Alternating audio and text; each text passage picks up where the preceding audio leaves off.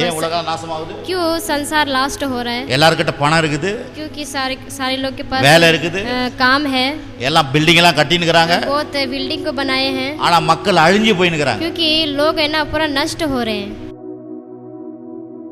நீங்கள் நானும் அவங்கள மாதிரியே இருக்கலாம், आप और हम उसके जैसे थे, அவங்கள மாதிரி நீங்கள் நானும் வேலைக்கு போலாம், उसके जैसा हम भी काम पे जा, அவங்கள மாதிரி ட்ரெஸ் போட்டுக்கலாம், उनके जैसा हम भी कपड़ा அவங்கள पहन மாதிரி सकते, சாப்பிடலாம், उसके जैसा हम खाना खा सकते, ஆனா அவங்களுடைய முடிவு வேற, उनका सोच अलग है.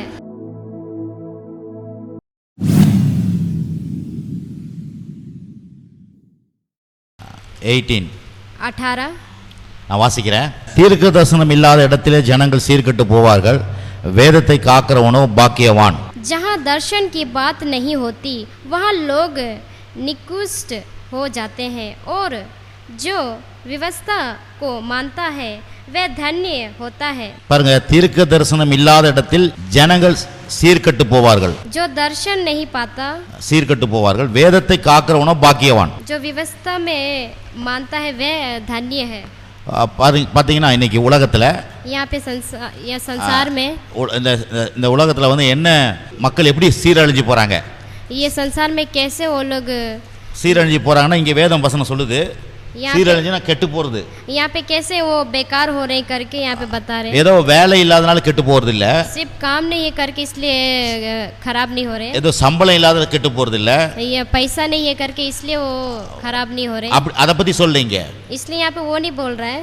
தீர்க்க தரிசனம் இல்லாத இடத்துல, जिसके पास परमेश्वर का दर्शन नहीं அப்படினா है, தேவனுடைய வார்த்தையும் தேவனுடைய வார்த்தையை குறித்து அறிவில்லாத இடத்துல ஜனங்கள் கெட்டு போவாங்களாம். जहाँ परमेश्वर का बात नहीं है वहाँ बेकार नहीं हो सकता. ஆச்சரியமா இருக்குது பாருங்க. यहाँ आश्चर्य में நம்ம நினைக்கிறேன் நாட்டுல வேலை இல்லைன்னா எல்லாம் சரியில்லாத போயிடும், काम नहीं है तो अच्छा नहीं होगा, சம்பளம் இல்லைன்னா சரியில்லாத போயிடும், पैसा नहीं रहेगा तो अच्छा नहीं रहेगा. அப்படிதான் இங்க போட்டுருக்கணும். यहाँ पे वैसे ही लिखा रहना चाहिए, ஆனா இங்க அப்படி போடல. लेकिन वहाँ पे वैसा नहीं लिखा இங்க है. எப்படி போட்டுக்குது? यहाँ पे क्या लिखा है? தீர்க்கத அப்படி தேவனுடைய வார்த்தை இல்லாத இடத்துல ஜனங்கள் கெட்டு போவாங்களாம். जहाँ दर्शन की बात नहीं होती वहाँ लोग कुनश हो जाते हैं. பாருங்க, யோசிச்சு பாருங்க. यहाँ सोच के இப்ப देखिए, இந்த உலகத்துல இப்ப இன்னைக்கு நிறைய வேலைங்க எல்லாம் செய்யறாங்க எல்லாருமே, यहाँ पे संसार में बहुत लोग काम करते हैं, சம்பளம் சம்பாதிக்கிறாங்க, पैसा को कमाते हैं, ஆனா ஜனங்கள் சீர்கெட்டு போறாங்க.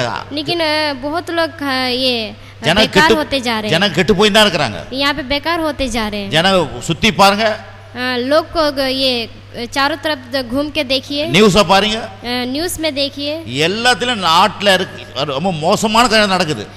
ये संसार में बहुत बेकार हो रहा है. எல்லாம் வேலை செய்யறாங்க, बहुत सारे लोग काम படிச்ச करते हैं, மக்களா இருக்காங்க, படிச்ச மக்களா இருக்காங்க, पढ़ने वाले लोग हैं, நல்ல பெரிய பெரிய ஆளா அறிவு புத்திலாம் இருக்குது, बहुत सारे बड़े बड़े लोग हैं, बुद्धिमान लोग हैं, ஆனா மக்கள் கெட்டு தான் போய் நிக்கறாங்க. लेकिन लोग बेकार होते जा रहे हैं. நான் என்ன சொல்ல வரேன், मैं क्या बोलने आ रहा हूँ, அந்த இடத்துல நீங்க இல்ல, उस जगह पे आप नहीं है. கடவுள் அங்க இருந்து உங்களை வெளியே கொண்டு வந்துட்டாரு. परमेश्वर उस जगह से आपको इस जगह पे लेकर आ गया. ஏன்னா அவங்களாம் வார்த்தை இல்லாத தரிசனம் இல்லாத இருக்கிற மக்கள் அவங்க. क्योंकि वो लोग परमेश्वर का वचन नहीं है, नहीं दर्शन को पाए हैं. நீங்களும் நானும் அப்படிதான் இருந்தோம். पहले भी आप और हम वैसे ही थे, ஆனா உங்களை என்ன கர்த்தர் அங்க தூக்கிட்டாரு. लेकिन आपको और हमें वहां से परमेश्वर ने निकाल दिया. இயேசுவின் நாமத்தில் இயேசு வந்து நம்மளை தூக்கிட்டாரு. परमेश्वर वहां से हमें निकाल दिया. இப்போ நம்ம வசனத்துக்குள்ள இருக்கிறோம், अभी हम वचन के अंदर हैं, தரிசனத்துக்குள்ள இருக்கிறோம், हम दर्शन के अंदर हैं. ஏன் இந்த மாலை வேளையில இத சொல்றேன்னா, क्यों मैं ये शाम के समय में बोल रहा हूँ, நீங்கள் நானும் பாக்கியவான்களா இருக்கிறோம். क्योंकि आप और हम भाग्यशाली हैं. இந்த உலகத்துல எல்லாரும் வந்து கெட்டு போய் நிக்கறாங்க, क्योंकि ये संसार में बहुत लोग बेकार होते जा रहे हैं. நீங்கள் நானும் அங்க தான் இருந்தோம், पहले आप और हम वहीं थे, நானும் அங்க தான் இருந்தேன், मैं भी वहीं था, ஆனா இயேசு நம்மள மாத்திட்டாரு. क्योंकि यीशु मसीह वहां से हमें बदल दिए. ஏன் இந்த மாலை வேளையில இத பேசணும்னா, क्यों मैं ये शाम के समय में बोल रहा हूँ, இத நம்ம கொஞ்சம் யோசிச்சு பார்க்கணும். क्योंकि हमें ये सोच कर देखना है. நல்ல கால கடவுள் நம்மள அங்க தூக்கிட்டாரே, अच्छा हुआ कि परमेश्वर ने हमें वहां से निकाल दिया. பாருங்க இந்த உலகம் அழிஞ்சிட்டு தான் போய் இருக்குது. क्योंकि ये संसार बहुत बेकार होते जा रहा है. எல்லாரும் நாட்டுக்கு நாட்டு யுத்தம் நடக்குது, சண்டை, देश में झगड़ा हो रहा है. ஆமா, பாம்ப போடுறான், ये बॉम्ब को डालते हैं, பல நாட்டுக்கு நாட்டு சண்டை நடக்குது, ये देश में झगड़ा हो रहा है, உள்நாட்டிலே சண்டை நடக்குது, உள்ளியே देश में भी अंदर में भी झगड़ा हो रहा है, எல்லா கிராமங்கள்ல சண்டை நடக்குது, கிராமங்கள்ல बहुत सारे गांव में भी झगड़ा हो रहा है, சண்டை நடக்குது, वो झगड़ा हो रहा है, எல்லா இடத்துலயும் சண்டை நடக்குது, வாலிபர்கள் சண்டை, ये जवान लोग को में भी झगड़ा हो रहा है. அது மாதிரி எல்லாருமே கெட்ட பழக்கத்தினால கெட்டு போறாங்க. बहुत सारे ना खराब बातें भी सीख रहे हैं. என்ன சொல்ல வரேன்னா, मैं क्या बोलने आ रहा हूँ, கர்த்தர் உங்களை எண்ணி அங்கிருந்து தூக்கிட்டாரு. क्योंकि परमेश्वर आपको और हमें वहाँ से निकाल लिया. அதனால தான் இந்த மாலை வேளையில நீங்க என்ன பண்ணணும், சந்தோஷப்படணும். इसलिए हमें शाम के समय में हमें खुशी मनाना நான் है. காலையில சொன்னேன், मैं सुबह भी बोला था, உலகத்து மக்களுக்கும் நமக்கும் பெரிய வித்தியாசம் இருக்குதுன்னு. संसार और हमें बहुत एक फर्क है. ஏன்னா இதெல்லாம் நம்ம விளங்கிக்கினா தான் क्योंकि जैसे ये हम सोचेंगे तब கடவுளை நம்ம ஆராதிக்க முடியும், துதிக்க முடியும். तभी हम ये परमेश्वर की आराधना कर पाएंगे, स्तुति कर पाएंगे. ஏன்னா நீங்க வந்து உங்களுக்கு எங்களுக்கு அவங்களுக்கு ரொம்ப வித்தியாசம். क्योंकि उसका और हम उनका और हमारा बहुत अंतर है. ஏன்னா நீங்க வந்து சீர்கெட்ட மனுஷனா இல்ல, சீர்கெட்டு போற மனுஷனா இல்ல, आप खराब मनुष्य नहीं हो, பாக்கியவான்களா இருக்கீங்களா. आप भाग्यशाली பாருங்க, இப்ப இன்னொரு வசனம் வாசிக்கிறேன். एक और हम वचन को पढ़ेंगे. ஆமோஸ் புஸ்தகம், பழைய ஏற்பாடுல ஆமோஸ்னு ஒரு புஸ்தகம் இருக்குது. யோவேலுக்கு அடுத்தது 8வது சாப்டர், आमोस 8 का 8 अध्याय 11 நான் வாசிக்கிறேன். मैं पढ़ रहा हूँ. இதோ நான் தேசத்தின் மேல் பஞ்சத்தை அனுப்பும் நாட்கள் வரும். ஆகார குறைவினால் உண்டாகிய பஞ்சம் அல்ல, ஜன குறைவினால் உண்டாகிய தாகமும் அல்ல.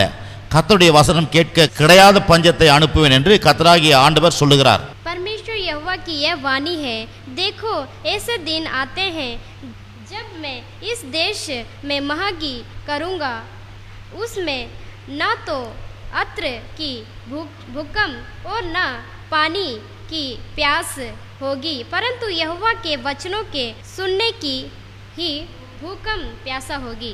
பாருங்க என்ன மாதிரி பஞ்சம் வருமா. यहाँ पे भूकंप भी आएगा. ஏதோ வந்து சாப்பாடு இல்லாத பஞ்சம் கிடையாது, ये खाना का प्यास नहीं है, இல்ல தண்ணி இல்லாத பஞ்சம் கிடையாது, ये पानी का அப்படிப்பட்ட பஞ்சம் கிடையாது. ऐसा भूकंप नहीं है. கர்த்தருடைய வார்த்தை இல்லாத பஞ்சம். परमेश्वर को जो वचन है उसका प्यास है. பாருங்க, இன்னைக்கு நம்ம ராத்திரியில வந்து தேவனுடைய வார்த்தையை கேட்குறீங்க. हम शाम के समय में परमेश्वर के वचन को सुनते हैं. ஏன் பாருங்க, யோசிச்சு பாருங்க, அந்த இந்த புஸ்தகம் என்ன சொல்லுது. ये पुस्तक क्या कहता है, தண்ணி இல்லாத பஞ்சம் பெருசு கிடையாது, प्यासा भूकंप नहीं है, சாப்பாடு இல்லாத பஞ்சம் பெருசு கிடையாது, खाना का भूकंप नहीं है. இதையெல்லாம் கொண்டு வருகிற வசனம் என்கிற பஞ்சம் வந்துடுச்சுன்னா ये सब जो लेकर आते जो वचन आपके पास हो तो எதுவுமே கிடைக்காது போயிடும். कुछ भी नहीं मिलेगा करके. இப்ப இது சொல்லப்பட்டது ஆமோஸ்ல. यहाँ पे आमोस में बताता है. இதே மாதிரி वैसे ही இயேசு கிறிஸ்து வருவதற்கு முன்னாடி நடந்துச்சு. यीशु आने से पहले ये हुआ था. எப்படின்னா, कैसे, இந்த புதிய ஏற்பாட்டுக்கு பழைய ஏற்பாட்டுக்கு கொஞ்சம் கேப் இருக்குது பாருங்க. வெள்ளை பேப்பர் இருக்கும், வெள்ளை பேப்பர். नए नियम में पुराने नियम में एक बीच में गैप होता है. அது என்னன்னா, वो क्या है, அந்த புதிய ஏற்பாட்டுக்கு பழைய ஏற்பாட்டு கேப் என்னன்னா 400 வருஷம் கேப். ये नए 400 नियम में years. पुराना नियम में जब गैस था, அந்த கேப்ல எந்த தீர்க்கதரிசனம் எழும்பல. ये गैप में कोई सा भी दर्शन नहीं आया, எந்த தீர்க்கதரிசனம் எழும்பல, कोई सा भी दर्शन नहीं தேவனிடத்துல उठा, குரல் வரல. परमेश्वर का आवाज नहीं आया. அதனால அதை வந்து என்ன சொல்றாங்கன்னா, சரித்திரத்துல இருண்ட காலம்னு சொல்றாங்க, இருட்டு காலம். इसलिए वहाँ बताते हैं अंधियारा. யோசிச்சு பாருங்க, இருட்டு காலம் என்ன அர்த்தம். अंधियारा मतलब क्या होता है, எந்த செய்தியும் கிடைக்காது, कुछ भी नहीं है. பாருங்க உங்களுக்கு நம்ம வாழ்க்கையில हमारे जीवन में எந்த வித, இப்போ நீங்க சொந்தக்காரங்க யாரும் தூரத்தில் இருக்கிறாங்க, யாரோ உங்களுக்கு சொந்தக்காரங்க இருக்கிறாங்க, बहुत सारे आपका जो परिवार है बहुत दूर में रहते हैं, அவங்க கிட்ட உங்ககிட்ட ஒரு மெசேஜே இல்லைன்னா எப்படி யோசிப்பீங்க. उनका और आपका मैसेज ही नहीं रहेगा तो कैसे रहेगा. இல்ல சப்போஸ் போன் எடுத்துட்டு பேசவே இல்லை, आप फोन लेकर नहीं बात किए, ரிங்கி போயினது போன் எடுத்துட்டாங்க, रिंग जा रहे लेकिन फोन उठा लिया, பேச மாட்டாங்க, बात नहीं करते, உங்களுக்கு என்ன தோணும், आपको कैसा लगेगा, அவங்க என்ன ஆச்சு தெரியல, उसको क्या हो गया पता ஒரு नहीं, பதட்டம் வரல. एक आवाज भी नहीं आया. அதே மாதிரி கடவுள்கிட்ட இருந்து எந்த செய்தி வரலன்னு என்ன அர்த்தம். वैसे ही वहाँ परमेश्वर का आवाज नहीं आया तो क्या होगा. அதுதான் சொல்லுது, அப்படிப்பட்ட பஞ்சம் அன்னைக்கு வந்துச்சு. वैसे इसलिए यहाँ पे बताते कि वैसा वहाँ पे अकाल आया था. அதுக்கப்புறம் தான் இயேசு கிறிஸ்து பிறக்கருடைய செய்தி வந்துச்சு. इसलिए वहाँ पे यीशु मसीह पैदा हुआ करके ऐसे वो आया. கடவுளுடைய வார்த்தை சொல்லுது, परमेश्वर का वचन कहता है உங்களுக்கும் எனக்கும் நீங்க பாக்கியவானா இருக்கிறதுக்கு காரணம் என்ன, आपको और हमें भाग्यशाली होने के लिए இயேசு என்ற வார்த்தை நமக்குள்ள வந்துட்டாரு. यीशु का जो नाम है वो हमारे अंदर आ गया. பாருங்க, உலகம்லாம் ஏன் சீரழியுது, ஏன் உலகம் நாசமாகுது. क्यों संसार लास्ट हो रहा है, எல்லார்கிட்ட பணம் இருக்குது, क्योंकि सारे लोग के पास வேலை இருக்குது, काम है, எல்லாம் பில்டிங் எல்லாம் கட்டினுக்குறாங்க, बहुत बिल्डिंग को बनाए हैं, ஆனா மக்கள் அழிஞ்சு போயினுக்குறாங்க. क्योंकि लोग है ना पूरा नष्ट हो रहे हैं. கொஞ்சம் கவனிங்க, सोचिए அவங்களுக்கு உங்களுக்கு எவ்வளவு பெரிய வித்தியாசம் பாருங்க. आपको उनको और हमें कितना फर्क है. ஆனா கர்த்தர் சொல்றாரு, परमेश्वर कह रहा है நீங்கள் நானும் பாக்கியவான்கள். आप और हम बहुत இந்த भाग्यवान हैं। ஆண்டவர் விசுவாசிக்கும் பொழுது इसलिए हमें जब विश्वास करते हैं பாருங்க அவங்களாம் அழிஞ்சு போவாங்க, वो लोग मिट जाएंगे, நீங்க நானும் அழியாமையா இருக்க போறோம். आप और हम बिना नहीं मिटेंगे, வேற நித்திய உலகத்துக்கு வேற போக போறோம். क्योंकि हम नित्य जीवन में जाने वाले हैं। இங்கேயும் நல்லா இருக்க போறோம். यहाँ पे भी अच्छे रहेंगे, எவ்வளவு நோய் இல்லாத இருக்க போறோம், बीमार में नहीं रहेंगे, வியாதி இல்லாத இருப்போம் நம்ம கண்டிப்பா. हम बिना बीमार में नहीं रहेंगे। இதெல்லாம் தேவனுடைய வார்த்தை சொல்லுது. ये इसमें वचन में कहता है, ஆகவே தான் தேவனுடைய வார்த்தையே விசுவாசிக்கிற மனுஷன் பாக்கியவானா. इसलिए कहता है कि परमेश्वर का जो वचन विश्वास करता है वही वाक्यशाली है। நான் ஒரு காரியத்தை சொல்லணும். मैं कार्य बोल रहा हूँ। இப்போ இந்த இதுல பாத்தீங்கன்னா இந்த லாஸ்ட் புத்தகம் வெளிப்படுத்தல் இருக்குது. இந்த லாஸ்ட் புத்தகம் வெளிப்படுத்தல் இருக்குது. ये जो लास्ट पुस्तक है वो उजियाला है, அது என்ன வரப்போகிற நாட்களை பத்தி பேசுது, प्रकाश है, வரப்போற நாட்களை பத்தி பேசுது. आने वाला संसार के बारे में बताता है। பாருங்க இயேசு கிறிஸ்து यीशु मसीह மறுபடியும் வரப்போறாரு, फिर से आने वाले हैं, அதை நம்பணும். ऐसे हमें विश्वास करना है। அது வந்து வெளியரங்கமா வருவாரு, वो आएंगे, எல்லாரும் பார்க்குற மாதிரி வருவாரு, सारे लोग देखेंगे, देखने जैसे आएंगे। அதுக்கு முன்னாலே ரகசிய வருகை இருக்குது, ரகசிய வருகை. அது அப்படின்னா அது ரகசியம்னா தெரியாத வருது, वो है कि बिना देखे हुए आएंगे करके வரப்போறாரு. वो आएंगे, அப்போ நீங்கள் நானும் आप और हमें ஆண்டவர் நம்மளை பரலோகத்தை எடுத்துட்டு கொண்டு போவாருன்னு சொல்லப்பட்டிருக்குது. परमेश्वर हमें स्वर्ग ले जाएंगे करके, அதுக்காக தான் நீங்கள் ரட்சிக்கப்பட்டிருக்கிறோம். इसलिए आप और हम उद्धार को पाए हैं। அதுக்கு அப்புறம் उसके बाद பாருங்க இந்த உலகம் இருக்கும், ये संसार रहेगा 3 வருஷம் 3 साल, உபத்திர வருஷமா இருக்கும். एक ही उभार रहेगा, உபத்திர வருஷம் இருக்க போகுது. 3 வருஷம், ये 30वां साल रहेगा, இன்னொரு 3 வருஷம் और एक 30 மகா உபத்திர வருஷம் இருக்க போகுது. மகா உபத்திரம் महान सा एक वर्ष आएगा। பாருங்க இந்த மாலை வேளையில நான் பயமுறுத்துறதுக்காக பேசல, ये शाम के समय में आपके लिए नहीं मैं बात कर रहा हूँ, உங்களை என்ன கத்தர் அதுல இருந்து கொண்டாந்துட்டு இருக்கிறாருன்றதுக்கு நீங்க சந்தோஷப்படணும். आप और हमें वहाँ से छुड़ा लिया है करके हमें खुशी मनाना है। நீங்கள் நான் அவங்களோட பெட்டர் கிடையாது, நீங்கள் நான் அவங்கள பார்த்து ரொம்ப பெட்டர்லாம் கிடையாது, आप और நல்லவங்க கிடையாது. आप और हम उसके जैसा अच्छे नहीं है। கடவுளுடைய கிருபை நம்ம வாழ்க்கையை மாத்தினாரு. परमेश्वर का दया हमको बदला है। இந்த மாலை வேளையில ஆலயத்துக்கு வந்த பிறகு என்னன்னா இதெல்லாம் யோசிக்கணும். ये शाम के समय में हम आए वो सोचना है हमें। நீங்கள் நான் அவங்கள மாதிரியே இருக்கலாம், आप और हम उसके जैसे थे, அவங்கள மாதிரி நீங்கள் நான் வேலைக்கு போகலாம், उसके जैसा हम भी काम पे जा, அவங்கள மாதிரி ட்ரெஸ் போட்டுக்கலாம், उनके जैसा हम भी कपड़ा அவங்கள மாதிரி சாப்பிடலாம், उसके जैसा हम खाना खा सकते। ஆனா அவங்களுடைய முடிவு வேற, उनका सोच अलग है, நம்ம முடிவு வேற, हमारा सोच अलग है। ஆகவே தான் நீங்கள் நான் பாக்கியவான்கள். इसलिए आप और हम भाग्यशाली हैं। பாருங்க அந்த உபத்திர வருஷத்துல, इसलिए அந்த உபத்திர வருஷம் வரப்போகுது. ये फिर एक परेशानी के आने वाला है। ஆகவே அதுக்குள்ள நம்ம என்ன பண்ணுவோம், ஆண்டவர் வந்து நம்மள வருகையில அழைச்சிட்டு போயிடுவாரு. इसलिए परमेश्वर हमें लेकर चले जाएंगे। ஆகவே வந்து நம்ம எதுக்கு இதெல்லாம் தெரிஞ்சு வச்சுக்கணும்னா, क्यों हमें ये जानकारी रखना है, நம்ம ஒருவேளை நம்ம உலகத்துல நீங்க மக்களை சந்திச்சீங்கன்னா இதெல்லாம் தெரிஞ்சா சொல்லணும். ये सब हमें बोलना है। இதை எதுக்கு ஆலயத்துக்கு போறீங்க, किस लिए आप जब चर्च जाते हैं? இல்லங்க இந்த உலகம் வந்து இந்த உலகம் யோசிச்சு பாருங்க அழிஞ்சு போயினுக்குது. क्योंकि ये संसार नष्ट हो रहा है। எல்லாம் பாருங்க உலகத்துல பாருங்க எல்லாம் எப்படி நாசமா ஆகுறாங்க. ये संसार में बहुत सारे लोग कैसे नष्ट हो रहे हैं। ஆனா கிறிஸ்துக்குள்ள வந்துட்டீங்கன்னா जब यीशु मसीह के पास आ உங்க जाओगे வாழ்க்கை மாறும். आपका जीवन बदल பாருங்க जाएगा। பழைய ஏற்பாடு காலத்துல ये पुराने नियम में நோவா கிட்ட ஆண்டவர் சொன்னாரு, नूह के पास यीशु मसीह ने बोला இந்த உலகத்தை அழிக்க போறேன்னு. ये संसार को मैं मिटा दूंगा, அப்படியே நடந்தது. அது वैसे ही हुआ। நோவா கிட்ட கப்பல் செய்ய சொன்னாரு. नूह को बोला कि तुम नाव बनाओ करके। 100 வருஷம் அந்த கப்பலை செஞ்சாரு அவரு.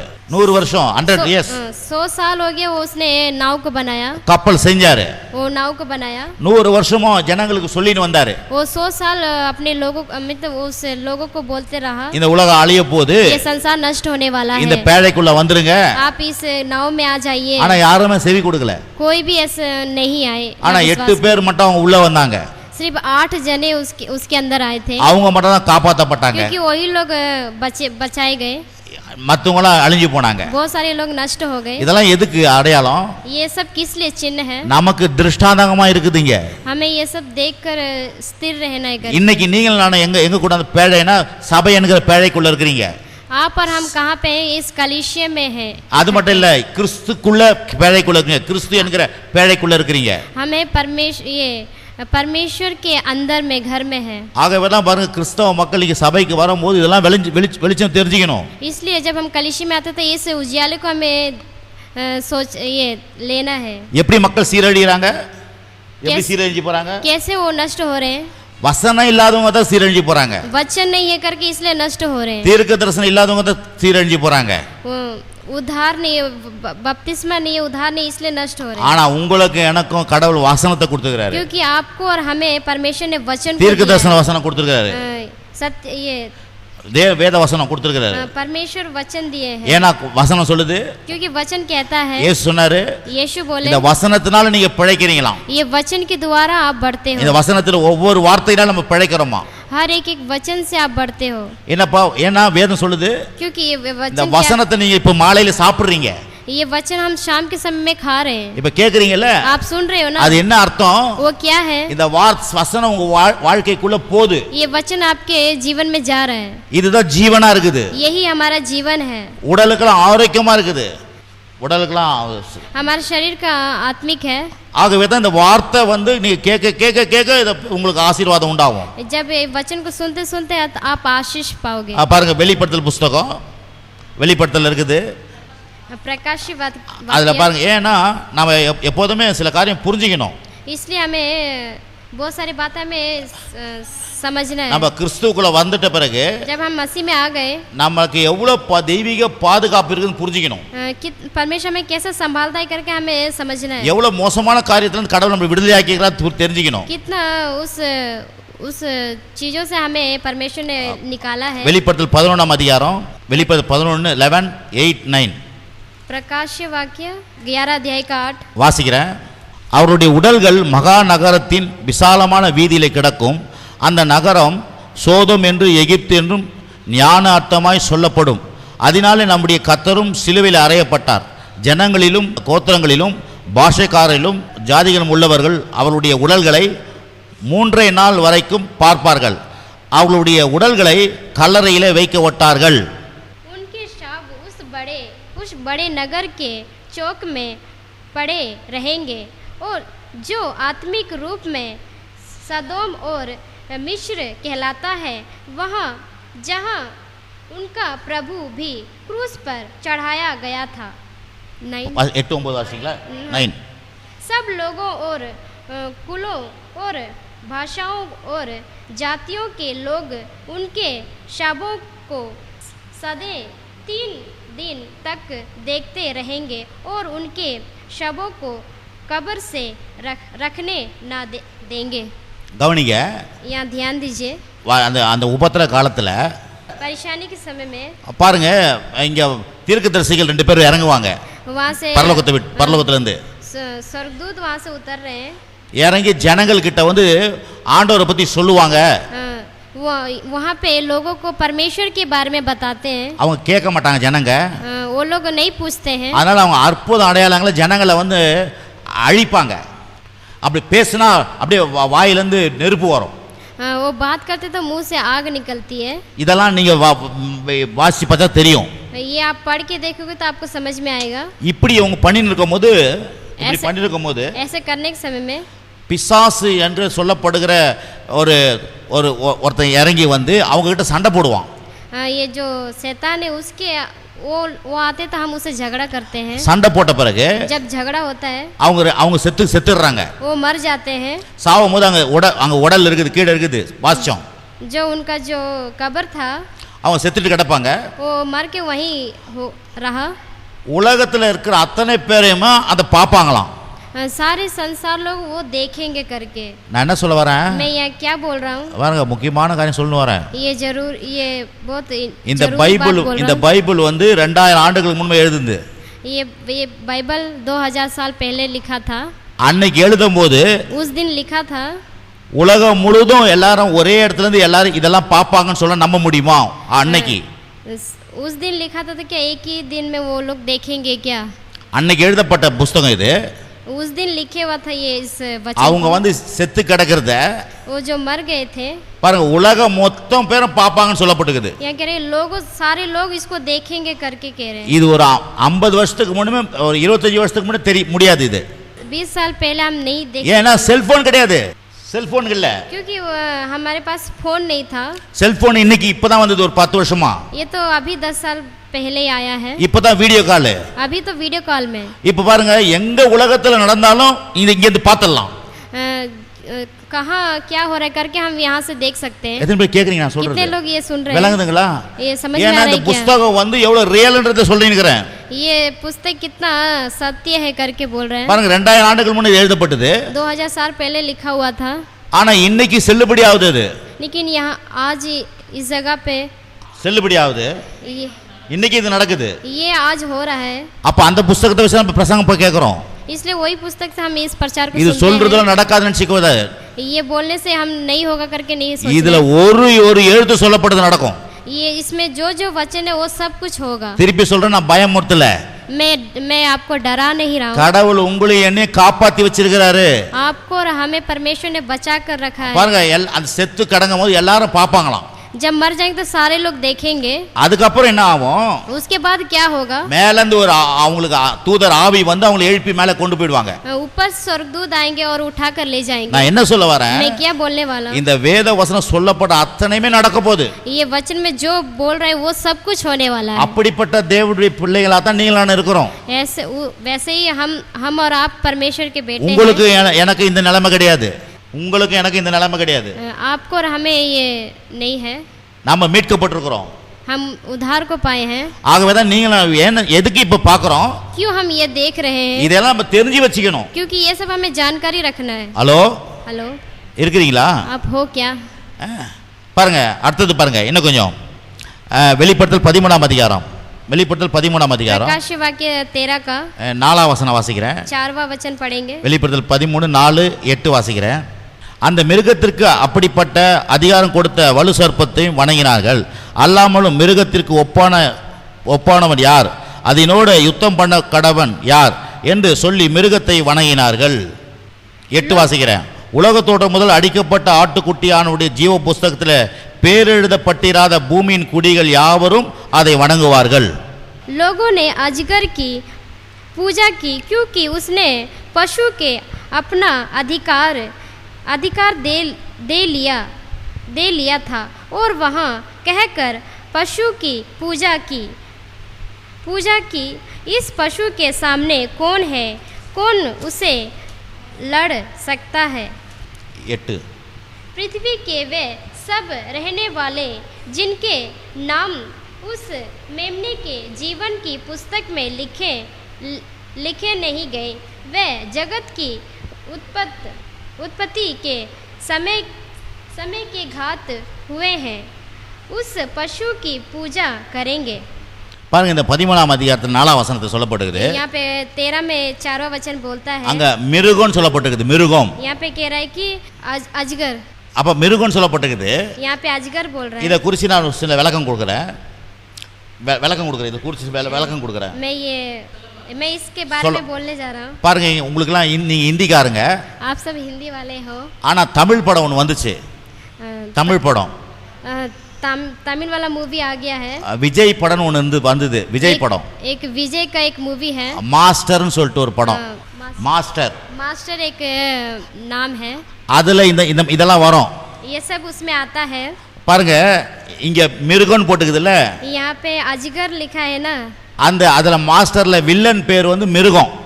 वहाँ पे विलन का नाम होता है अजगर. வில்லன் பேர் பவானி. विलन का नाम एक भवानी है. பவானி. அப்போ விஜய் சொல்லுவாரு. विजय बोलता है பவானி யாரு அப்படின்னு கேட்பாரு. भवानी कौन है? அப்போ அங்க இருக்கிறவங்க சொல்லுவாங்க. वहाँ के लोग बोलते हैं மிருகம். अजगर. பவானி யாருன்னு கேட்பாரு. भवानी कौन है करके மிருகம். अजगर. அப்போ பாருங்க வேதத்துல இருக்குது அப்படியே படம் எடுத்துக்கறாங்க. जैसे यहाँ पे लिखा है वैसे ही वो लोग क्या करते हैं पिक्चर बना देते हैं. அப்போ பணம் வேதத்துல எடுத்து பணத்தை சம்பாதிக்கறாங்க. यहाँ पे जैसे है वैसे ही वो लोग क्या करते हैं कमा लेते हैं. ஆனா நீங்களான வேதத்தை வச்சு இத புரிஞ்சிக்கணும். लेकिन आप और हमें इस वचन के द्वारा हमें समझना है। அந்த பேர் மிருகம்னா என்ன அர்த்தம்னா அந்த மிருகம் என்ன பண்ணுது, அந்த ஆள் என்ன பண்றாரு, அதுல वहाँ अजगर क्या करता है, சின்ன சின்ன பசங்களை கெடுக்கிறாரு, छोटे छोटे बच्चे लोग को खराब कर रहा है। அந்த கெட்ட பொருள் எல்லாம் வாங்கி கொடுக்க வச்சு जो बहुत बेकार जो है அவளை தப்பான வேலையை செய்ய வச்சு खराब काम करवा रहे हैं, கெடுக்கிறாரு, उसको बिगाड़ रहे हैं। இன்னைக்கும் அதே மிருகத்தின் சக்தி இன்னைக்கு மக்களை கெடுக்குது। आज भी वही शक्ति सारे संसार को சின்ன बिगाड़ சின்ன रही है। வயசு பசங்களா கெட்டு போறாங்க। छोटे छोटे बच्चे लोग बेकार हो रहे हैं। ஹலோ, हेलो, நீங்களாம் பாக்கியவான்। क्योंकि आप लोग भाग्यशाली சாம்தேவுடைய பிள்ளையெல்லாம் பத்திரமா பாத்துக்கணும்। हो। सांदेव का बच्चे लोग को अच्छा से देखना है। இந்த வசனத்துக்குள்ள இருக்கணும்। आप इस वचन में रहना है। அந்த மிருகத்துக்கிட்ட எல்லாம் உலகத்துல இருக்கிற மாட்டின்னுக்கறாங்க। सारे लोग उस संसार में फंसे हुए हैं, அதனால தான் கெட்ட காரியங்களை செய்றாங்க। इसलिए बहुत गलत काम करते हैं। போதையில இருக்கறாங்க। போதை, அந்த மாத்திரை, டேப்லெட், दवाई है, இதெல்லாம் இந்த உலகத்துல மக்கள் சீரழிஞ்சிருக்காங்க। ये सब सारे लोग ले रहे हैं। இதெல்லாம் யாருன்னா இந்த மிருகத்துக்கிட்ட மாட்டின்னுக்கறாங்க எல்லாரும்। क्योंकि ये लोग सब है ना उसमें फंसे हुए हैं। ஆனா நீங்கள் நான் இயேசு கிட்ட மாட்டின்னுக்கறோம்। लेकिन आप और हम यीशु கரல से தட்டி फंसे கர்த்தரை हैं। மகிமைப்படுத்துவோம்। ताली बजाकर करें। ஏன் சொல்றேன்னா, मैं क्यों बोल रहा हूँ, இன்னைக்கு சபைக்கு வந்துக்கிறீங்க, आप कलीसिया में आए हैं, கடவுள் உங்களை எப்படி தூக்கி இருக்கிறார், உங்களை என்ன மாத்தி இருக்கிறார் பாருங்க। आपको और हमें परमेश्वर कैसे उठा रहा और कैसे बदल रहा நீங்கள் है। நானும் பாக்கியவான்களா இருக்கிறோம்। क्योंकि आप और हम भाग्यशाली அந்த हैं, மிருகத்துக்கிட்ட தான் இருந்தோம் நம்ம। क्योंकि हम उसी में थे। இன்னைக்கு கர்த்தர் விடுதலை ஆக்கி இருக்கிறார் நம்ம। परमेश्वर उसमें हमें छुटकारा दिया है। இன்னொரு வசனம் और பாருங்க, एक அந்த वचन 8ஆம் पढ़ेंगे। வசனம், அந்த 13:8 அங்க சொல்லப்பட்டிருக்குது। 13 में அங்க சொல்லப்பட்டது, உலக தோற்றம்போது அடிக்கப்பட்ட ஆட்டுக்குட்டியானுடைய ஜீவ புஸ்தகத்தில் பேரெழுதப்பட்டிராத பூமியின் குடிகள் யாவரும் அதை வணங்குவார்கள்। यहाँ पे लिखा है कि पृथ्वी के सब रहने वाले जिसके नाम मेमने के जीवन की पुस्तक में लिखे नहीं गए, वे जगत की उत्पत्ति के विषय उत्पत्ति के समय के घात हुआ है उस पशु की पूजा करें। பாருங்க, அந்த மிருகத்தை வணங்குற பேர்லாம் அதுல இருக்காது। क्योंकि वो जो खराब जो चीज है वो हमारे उस जगह पे नहीं रहेगा। ஆனா உங்க பேர் என் பேர் எழுதப்பட்டிருக்குது மேல। कि आपका और हमारा नाम वो स्वर्ग में लिखा हुआ है। பாருங்க, அந்த ஜீவ புஸ்தகத்தில் பேரெழுதப்பட்டிராத பூமியின் குடிகள்லாம் அதை வணங்குவாங்களாம்। इसलिए कह रहा है कि उस मेमने के जीवन में पुस्तक में लिखा हुआ है, உங்க பேர்லாம் மேல பரலோகத்துல எழுதிக்குது। आपका नाम ये स्वर्ग में लिखा हुआ है। விளங்குதுங்களா நான் சொல்றது? मैं जो बोला समझ में आ रहा है क्या? ரொம்ப அவசியமா பாஸ்டர் இது? ये जरूरी है क्या फास्टर? அங்க எழுத போடணும், क्योंकि वहाँ लिखा இல்லனா மேல போக முடியாது। क्योंकि हम वहाँ पे ऊपर नहीं जा सकते। இன்னொன்னு சொல்றேன், और बोल रही हूँ, பாருங்க, இங்க ஆதார் கார்டு இருக்குது, ஆதார் கார்டு, यहाँ पर आधार कार्ड है, पैन कार्ड வச்சுக்கிறோம், पैन कार्ड है, அப்புறம் ஓட் ஐடி வச்சிருக்கிறோம், वोट आईडी भी है, எல்லா கார்டு சிஸ்டம் தான் இருக்குதுங்க। सब कार्ड का है। நீங்க அந்த ஆதார் கார்டு இல்லைன்னா, आधार कार्ड नहीं है तो நீங்க எந்த பொருளை கூட வாங்க முடியாது। कुछ भी सामान आप नहीं ले सकते। ஒரு இடம் வாங்குறதுக்கு கூட ஆதார் கார்டு தேவை।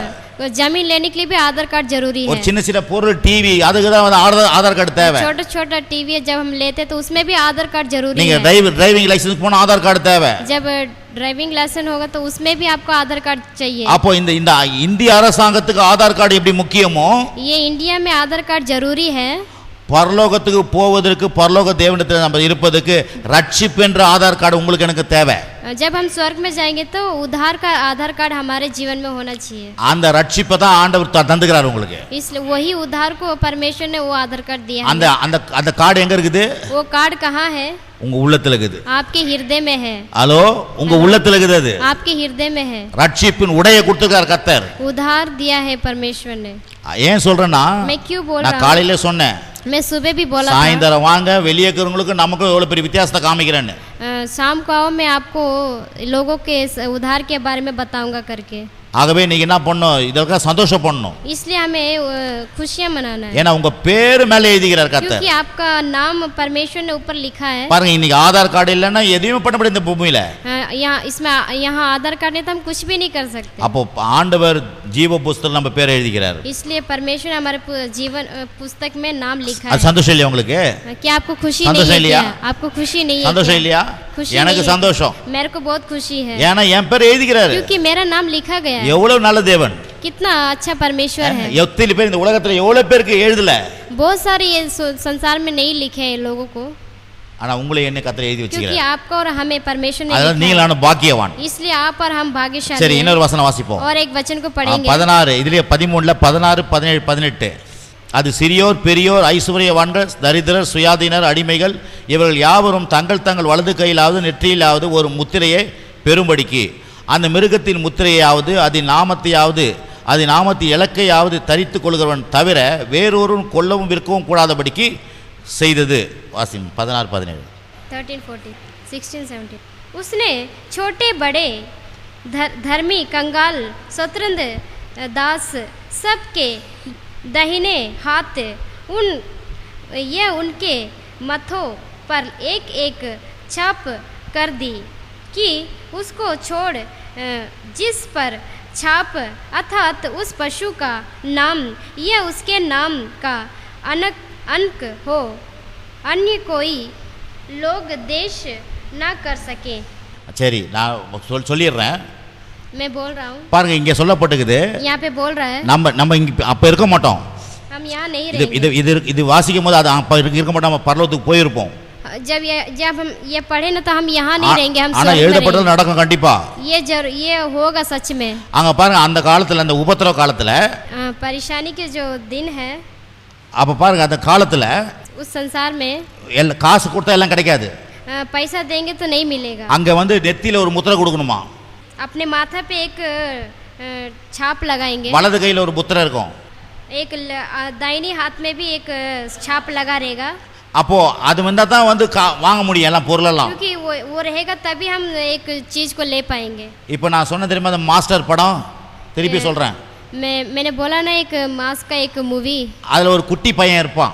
एक छोटा सा बच्चा रहता है उसमें. அந்த பையனுக்கு கையில வந்து அந்த மார்க் இருக்கும். उसका वो लड़का का हाथ में एक चिन्ह रहता है. விஜய் சொல்வாரு. विजय बोलता है என்னடா இது மார்க். क्या है ये तेरा चिन्ह. அண்ணா भैया இந்த மார்க்க பார்த்தாங்கன்னா ये छाप देखा तो நாங்கள் சின்ன பசங்கன்னா हम छोटे बच्चे हैं. சோறு நல்ல சாப்பாடு கறி மீன்லாம் சாப்பிடலாம்னா. अच्छा खाना पीना हम खा सकते हैं. ஆனா பெரிய பெரிய ஆளுங்களானா जो बड़े बड़े जो लोग हैं அவங்களுக்குலாம் குடி அதெல்லாம் கொடுப்பாங்கண்ணா. वो लोग को पीने के लिए सब कुछ देते हैं. இதெல்லாம் பிக்சர்ல காட்டுறான். ये सब पिक्चर में दिखाते हैं. அது என்ன அந்த மிருகம் என்ன பண்ணுமா इसलिए क्या बताता है அத வணங்குறவங்களுக்கு என்ன பண்ணுமா அதையெல்லாம் கொடுக்குமா. जो ये छाप रहेगा तो सब कुछ देते हैं. இதெல்லாம் பிக்சர்ல காமிக்கிறான். ये सब पिक्चर में दिखाए थे. நம்ம வேதத்துல இருந்து இதெல்லாம் படிக்காத கூடாது. ये जो वचन में वो पढ़ते नहीं हम. அவங்க சினிமா எடுத்து காசு சம்பாதிக்கிறாங்க. वो उसमें फिल्म बनाकर उसने दिखा दिया. ஆனா இது வேதத்துல இதில் நடக்க போற காரியத்தை எழுதி வச்சிருக்கார் கடவுள். क्योंकि जो वचन में लिखा है वो होगा. ஆகவே தான் நீங்க ரட்சிக்கப்பட்ட ஆளு இதெல்லாம் புரிஞ்சு வச்சுக்கணும். आप उद्धार को पाए ये सब जानकारी रखना है आपको. ஏன் புரிஞ்சு வச்சுக்கிறோம். क्यों ये जानकारी रखना है. கடவுள் நம்மளை எவ்வளவு மாத்தி இருக்கிறாரு. परमेश्वर ने हमें कितना बदला है. இவ்வளவு மோசமான காரியத்தை தப்பிக்க வச்சுக்கிறாரு. ये बहुत बिगड़ गए करके हमने उससे हमें बचा के रखा है. கொஞ்சம் யோசிச்சு பாருங்க. वो हमें सोच के देखना है. நமக்கு பரலோகத்தை ரெடி பண்ணி வச்சிருக்காருன்னா हमें स्वर्ग में ऐसे रखे हैं ना. இந்த பூமியில எல்லாத்தையும் தருவாரா தர மாட்டாரா. ये भूमि में हमें देंगे कि नहीं देंगे. பூமியில நல்ல வேலை கொடுப்பாரு. ये पृथ्वी में हमें अच्छा काम को देगा. நல்ல சம்பளம் கொடுப்பாரு. अच्छा पैसा को देगा. நல்ல வீடு கொடுப்பாரு. अच्छा घर देंगे. நல்ல வாகன வசதியை கொடுப்பாரு. வண்டி எல்லாம் கொடுப்பாரு. अच्छा गाड़ी को देंगे. நல்ல லக்ஸரியான வாழ்க்கையை தருவாரு. अच्छा जीवन को देंगे. आप ஏன் சொல்றீங்கன்னா क्यों ऐसे बोल रहे हैं. உங்களுக்காக லாஸ்ட் அன்னைக்கு நடக்க போற காரியத்திலே அதுக்கே உங்களை தப்பிக்க வச்சு எல்லாம் செஞ்சிருப்பாருன்னா पहले से परमेश्वर ने वो बोल कर करके रखा है. பூமியிலே எல்லாம் தருவார். पृथ्वी में ही सब कुछ देंगे आपको. யோசிச்சு பாருங்க. आप सोच के देखो. லாஸ்ட் வரப்போற காரியத்துக்கு எல்லாம் செஞ்சு வச்சுக்கிறாருன்னா अंत तक वो परमेश्वर हमारे लिए करके रखा है. நாளைக்கு தர மாட்டாரா. कल नहीं देगा क्या. இந்த மாசம் முழுவதும் செய்ய மாட்டாரா. ये महीने नहीं देगा क्या. இந்த மாசம் எல்லாம் செய்ய மாட்டாரா. ये महीने में हमें नहीं करेगा क्या. இல்ல இந்த வருஷம் முழுவதும் செய்ய மாட்டாரா. ये महीने में पूरा नहीं करेगा. கவலைப்படாதீங்க. आप चिंता मत कीजिए. தேவன் எல்லா காரியத்தையும் உங்களுக்கு செய்வார். परमेश्वर हर कार्य को आपको करेगा. ஏன்னா நீங்க பாக்கியவானா இருக்கீங்க. क्योंकि आप भाग्यशाली நீங்க வேதத்தை காக்கற வேதத்துக்குள்ள இருக்கீங்க. நீங்க आप वचन के अंदर हो. நீங்க பாக்கியசாலியா இருக்கீங்க. आप भाग्य हो. ஆமென். आमीन. ஆகவே இன்னும் சில வசனத்தை வாசி முடிச்சிடலாம். और एक वचन को पढ़ के खत्म. 14ஆம் அதிகாரம் வெளிப்படுத்தல் 14 9 10 14 का அவளுக்கு பின்னே மூன்றாம் தூதன் வந்து மிருகத்தின் மிகுந்த சத்தமிட்டு மிருகத்தையும் அதன் சொரூபத்தையும் வணங்கி தன் நெற்றியிலாவது தன் கையிலாவது அதன் முத்திரையை தரித்து கொள்கிறவன் எவனோ அவன் தேவனுடைய கோபாக்கினை ஆகிய பாத்திரத்தில் கலப்பில்லாமல் வார்க்கப்பட்ட அவருடைய உக்கிரமாகிய மதுவை குடித்து பரிசுத்த தூதர்களுக்கு முன்பாக ஆட்டுக்குட்டியானவருக்கு முன்பாகவும் அக்கினினாலும் கந்தகத்தினாலும் வாதிக்கப்படுவான். फिर इसके बाद एक और तिरस्कार स्वर्गदूत बड़े शब्द से यह कहता हुआ आया, जो कोई उस पशु के उसकी मूर्ति की पूजा करे और अपने माथे या अपने हाथ पर उसकी छाप ले, वह परमेश्वर के प्रताप की नारी मदित जो उसके कांधों के कटोरे में डाली गई है पिलाएगा, और पवित्र स्वर्गदूत के सामने और मेमने के सामने आग और गंधन की पीड़ा में पड़ेगा. பாருங்க, ஒரு காரியம் சொல்றேன்.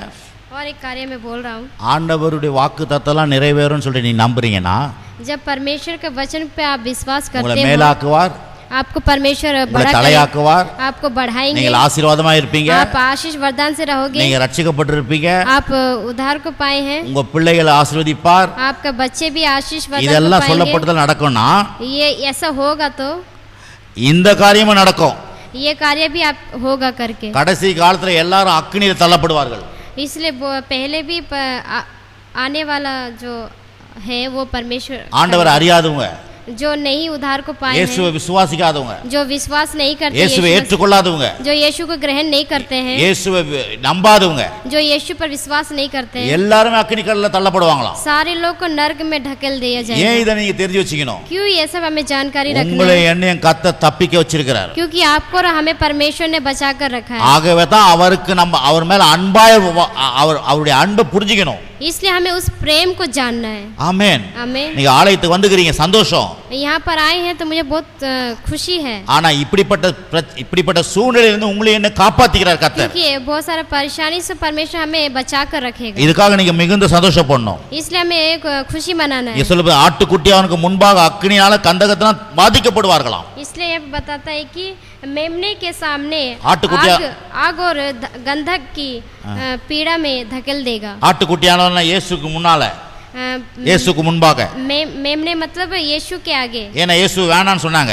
यीशु नहीं बोले थे. இயேசு வேணான்னு சொன்னவங்க கண்டிப்பா அக்கினி கடல்ல தள்ளப்படுவாங்க. यीशु नहीं बोलेंगे तो सच में आपको आग में धकेल இது दिया जाएगा. என்னுடைய விருப்பம் கிடையாதுங்க. ये मेरा इच्छा नहीं है. இன்னொன்னு தேவனுடைய விருப்பமும் கிடையாது. ये परमेश्वर का भी इच्छा नहीं है. தேவன் விரும்பி ஒண்ணு இதை செய்யல. परमेश्वर इच्छा से ये नहीं हुआ. மனுஷன் சாக கூடாது என்பதற்காக சிலுவையில் அவர் ரத்தம் சிந்தினார். ये मनुष्य नहीं मरेगा करके परमेश्वर ने ऐसे लहू बहाया क्रूस पर. மனுஷன் நரகத்துக்கு போக கூடாது தான் அவர் நரகத்துக்கு போனாரு. मनुष्य नरक में नहीं जाएगा करके इसलिए वो नरक में நரகத்திலிருந்து உயிரோடு எழுந்தாரு. वो नरक से वो जी उठा. எதுக்காக? किस लिए? நீங்கள் நான் நரகத்துக்கு போக கூடாது என்பதற்காக. आप और हम नरक में नहीं जाए करके. அப்ப நரகத்தை யாருக்கு செஞ்சு வச்சார் அவரு? नरक किस लिए उसने कराया? மனிதனுக்கு கிடையாது, मनुष्य के लिए नहीं. இந்த பிசாசின் தூதர்களுக்கு. ये शैतान के दूत के लिए. அப்ப பிசாச நான் இயேசு நம்பலனா பிசாசு கூட தான் போணும். यीशु पर विश्वास नहीं रखोगे तो आप नरक में ही जाओगे. ஆனா உங்களை என்னையும் கர்த்தர் இயேசு விசுவாசிக்க வச்சிட்டாரு. क्योंकि आपको और हमें परमेश्वर ने यीशु पर विश्वास रखवाया. கடைசியாக 22ஆம் அதிகாரம் 22 22 का 27 வாசிக்கிறேன். 27 22 का 7 पढ़ेंगे. பாருங்க 20 இவைகளை சாட்சியாக அறிவிக்கிறவர் மெய்யாகவே நான் சீக்கிரமாய் வருகிறேன் என்கிறார். ஆமென். கர்த்தராகிய இயேசுவே வாரும். जो इन बातों की गवाही देता है वह यह कहता है, हाँ मेरे शिष्य आने वाला है. आमीन. हाँ प्रभु यीशु आ. பாருங்க, இவைகளை சாட்சியாக அறிவிக்கிறவர். यहाँ पर कह रहे कि जो गवाही है மெய்யாகவே சீக்கிரமாய் வருகிறேன் वो जल्दी आने वाला है என்கிற. ஆமென். इसलिए कह रहा है कि आमीन. கர்த்தராகிய இயேசுவே வாரும். हाँ प्रभु यीशु आ. பாருங்க 7ஆம் வசனம். यहाँ पे फिर 7:22 இதோ சீக்கிரமாய் வருகிறேன், 22 இந்த के साथ புஸ்தகத்தில் தீர்க்கதரிசன வசனங்கள் கைக்கொள்ளுகிறவன் பாக்கியவான் என்றார். यहाँ पे कह रहा है कि देख मैं शीघ्र आने वाला हूँ, धन्य है वे जो इस पुस्तक की भविष्यवाणी की बात मानते हैं. நான் சொன்னேன் பார்த்தீங்கன்னா ஃபர்ஸ்ட் வசனம், पहले मैंने जो वचन को बोला था ना, தீர்க்க தரிசனம் இல்லாத ஜனங்கள் சீர்கெட்டு போவார்கள். जो தீர்க்க தரிசன வசனம் இல்லாத சீர்கெட்டு போவாங்க. जो उद्धार को नहीं पाए वो बिगड़ जाएंगे. வசனத்தை விசுவாசிக்கிறவனோ பாக்கியவான். जो वचन पे विश्वास करते वो भाग्यशाली है. இங்கே அதுதான் சொல்லப்பட்டிருக்குது. इसलिए यहाँ पे भी वही बता रहा है. வசனங்களை கைக்கொள்ளுகிறவன் பாக்கியவான். इसलिए कह रहा है कि जो वचन पे विश्वास करते वो भाग्यशाली है. தீர்க்க தரிசன வசனங்களை கைக்கொள்ளுகிறவன் பாக்கியவான். इसलिए कह रहा है कि जो गवाही देता है वही भाग्यशाली है. நீங்கள் நானும் இதுல இருக்கிறோம். क्योंकि आप और हम इसमें हैं. இப்ப வசனத்தை கேக்குறீங்க, आप वचन को सुन रहे हैं, நீங்க பாக்கியவானா இருக்கிறீங்க. आप भाग्यशाली हो. கடவுள் உங்க மேல பிரியமா இருக்கிறார். परमेश्वर आप पे बहुत आशीष को रखे இந்த हैं. மாலையில தூங்கும் போது யோசிச்சு பாருங்க. आप தூங்கும் போது ये शाम के समय सोने के समय में ஆண்டவரே நான் ஆலயத்துக்கு போறது எவ்வளவு முக்கியமான காரியமாகுது. मैं ये कलीसिया में आया हूँ करके कितना जरूरी है. ஏன்னா வசனம் இல்லைன்னா சீர்கெட்டு போயிடுவோமே. वचन नहीं तो हम வசனம் இல்லைன்னா சீர்கெட்டு போயிடுவோம், ये हम वचन नहीं तो हम खराब हो जाएंगे, நாசமாயிடுவோம். हम बेकार हो जाएंगे. ஆனா வசனத்தினால தான் वचन की ओर நம்ம चलेंगे, பாக்கியவானா हम இருக்கிறோம். भाग्यशाली हैं. ஆகவே நைட்டு தூங்கும் போது யோசிச்சு பாருங்க, इसलिए हमें ये सोच के देखना है, கடவுள் உங்களை என்னைய மாத்தி இருக்கிறாரு. क्योंकि परमेश्वर आपको और हमें बदला है. இந்த மோசமான அழிஞ்சு போற உலகத்துல உங்களை என்னை காப்பாத்தி இருக்கிறாரு. ये संसार से बहुत बिगड़ गए हैं, उससे हमें परमेश्वर ने बचा कर இந்த रखा கடைசி காலம் ரொம்ப கொடூர காலம். है. ये बहुत बेकार है. இப்பயே யோசிச்சு பாருங்க, சுத்தி अभी से தேசத்தை पूरा பாருங்க. ये चारों तरफ सोच कर देखिए, நான் சொல்றேன் அது எப்படி வேணா இருக்கட்டும், ये कैसे भी रहे, ஆனா ஆண்டவர் உங்களுக்கு வேலி எடுத்து பாதுகாப்பார். क्योंकि परमेश्वर आपको सुरक्षा से உங்க रखेगा. குடும்பத்துல சமாதானம் இருக்கும், आपके परिवार में शांति को உங்க लाएगा, குடும்பத்துல சந்தோஷம் இருக்கும், आपके परिवार में आनंद को देगा, உங்க குடும்பத்துல ஆசீர்வாதம் இருக்கும். आपके परिवार में आशीष को நீங்க देगा. வர வர விருத்தி அடைவீங்க. आप मतलब आप बढ़ते जाएंगे, ஏன்னா கடைசி காலத்துக்கு எல்லாம் செஞ்சு வச்சுக்கிறாரு. क्योंकि परमेश्वर ने अंत तक हमारे लिए सोच कर रखा है. இன்றைக்கும் எல்லா தேவைகளும் சந்திப்பார். आज भी परमेश्वर बहुत पूरा करेगा. ஆமென். आमीन. கர்த்தர் நீங்க பாக்கியவானா இருக்கிறீங்க. நீங்க आप बहुत भाग्यशाली हो. ஆகவே நைட்டு தூங்கும் போது சந்தோஷமா தூங்குங்க. इसलिए जब रात को सोने के समय में खुशी से सोइएगा. ஆண்டவரே இதெல்லாம் எனக்கு இந்த வசனத்துல எடுத்து பேசுனீங்களே, परमेश्वर आपने ये वचन के द्वारा मुझसे बात ரொம்ப की है. நன்றி ஆண்டவரே. मैं बहुत धन्यवाद நான் करता हूँ. பாக்கியவானா இருக்கிறேன். मैं भाग्यशाली என் हूँ. குடும்பம் பாக்கியம் உள்ள குடும்பம் ஆகுது. मेरा परिवार भी भाग्यशाली है. இதை நான் தெரிஞ்சுக்கல, ऐसे मैं नहीं அவர் உங்களை जानकारी தெரிஞ்சுக்கினார். रखा. ऐसे वो जानकारी रखी. அவர் உங்களை தேடி வந்தார். वो आपको ढूंढ कर आए हैं. அதனால கர்த்தருக்கு நன்றியோடு ஸ்தோத்திரம் इसलिए பண்ணுங்க. आप परमेश्वर का धन्यवाद அவர் कीजिए. சிலுவைக்காக ஸ்தோத்திரம் பண்ணுங்க. उसका क्रूस के लिए धन्यवाद அவர் कीजिए. ரத்தத்துக்காக ஸ்தோத்திரம் उसके பண்ணுங்க. लहू के लिए धन्यवाद அவருடைய कीजिए. மரணத்துக்காக ஸ்தோத்திரம் பண்ணுங்க. वो मरे गए करके धन्यवाद அவருடைய कीजिए. உயிர்த்தெழுதலுக்காக ஸ்தோத்திரம் वो பண்ணுங்க. जी उठे करके धन्यवाद நீங்க कीजिए. பாக்கியவான்களா இருப்பீங்க. ये भाग्यशाली है. ஆமென். आमीन. நம்ம திருவிருந்தை அனுசரிக்க போறோம். आइए हम प्रभु भोज को लेंगे.